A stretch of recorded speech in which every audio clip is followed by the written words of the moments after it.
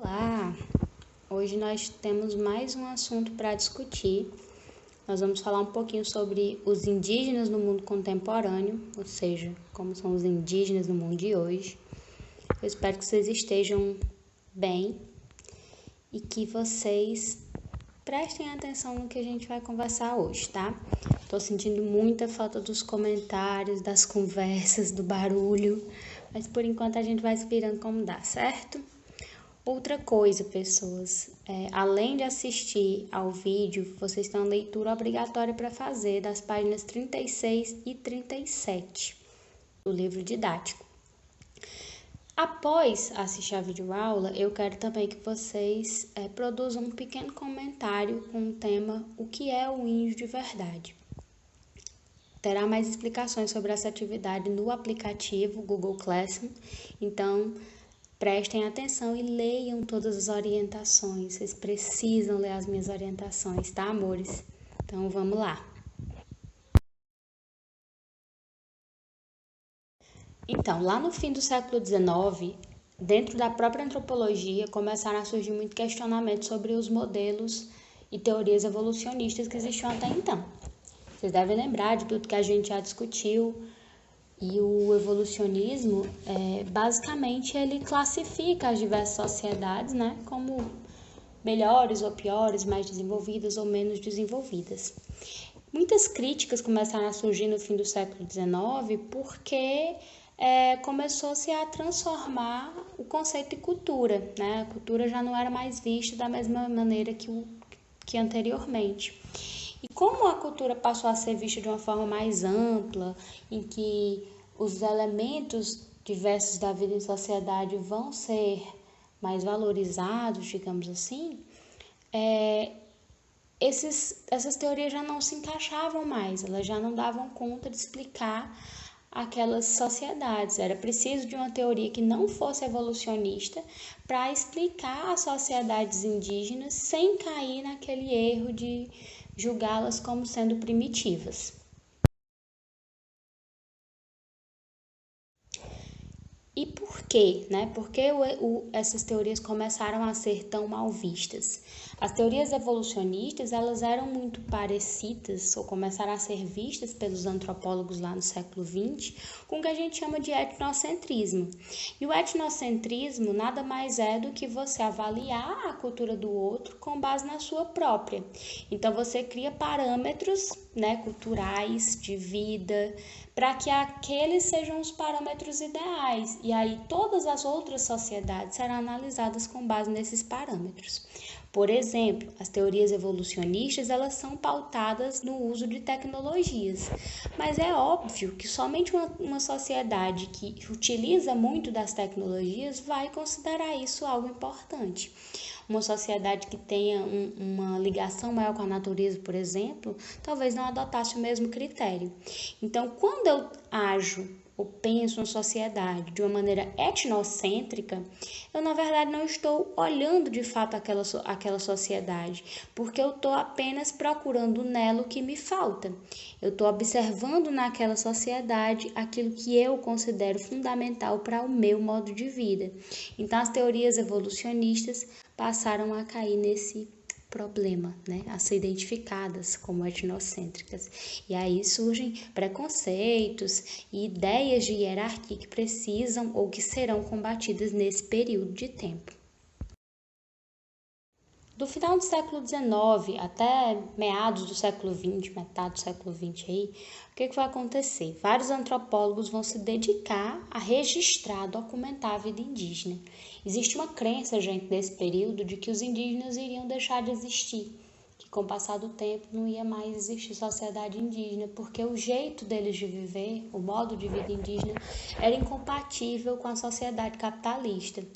Para alguns, era incompatível porque eles iam ser aculturados, deixar o seu modo de vida para trás e passar a adotar o modo de vida capitalista.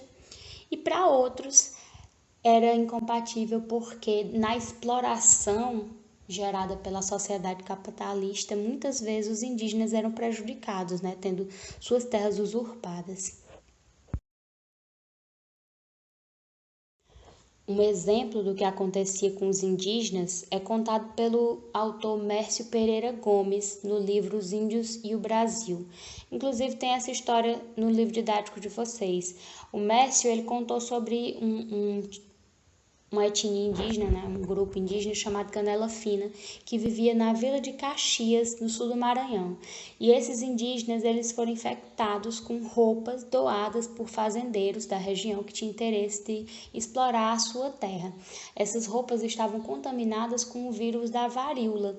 Para quem não lembra, né, os indígenas tiveram um grande problema por conta do sistema imunológico não ser adaptado às diversas doenças que foram trazidas pelos brancos. Então, quando eles tiveram contato com essas roupas, que assim, para eles era necessário naquele momento, porque para conviver com os não índios, eles tinham que se vestir e tudo mais. Então, eles acabaram sendo contaminados, o que provocou uma epidemia entre os Canela Fina e eles acabaram todos dizimados. Gente, é uma guerra, né?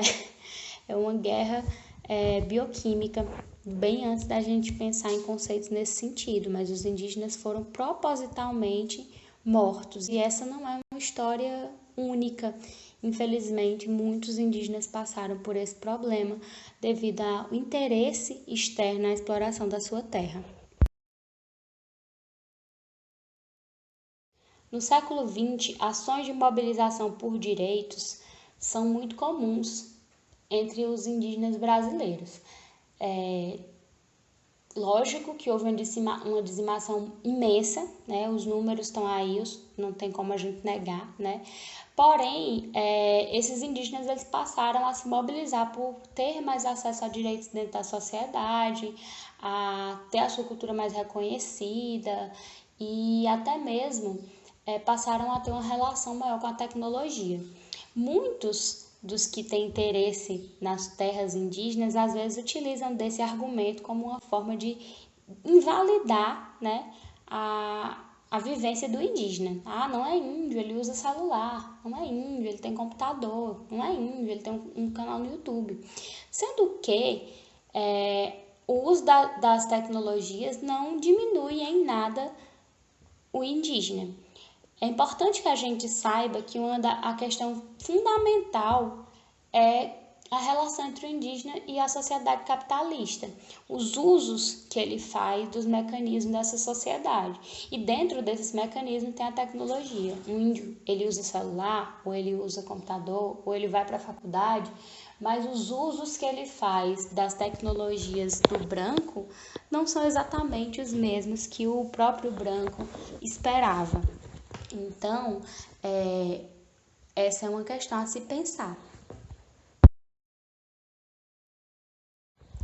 Um pensador bastante interessante para esse questionamento quanto ao uso das tecnologias é o Marshall Sahlins. Ele falava que os indígenas utilizam das coisas da sociedade ocidental conforme as suas próprias regras e de forma a fortalecer os seus próprios meios de ver o mundo.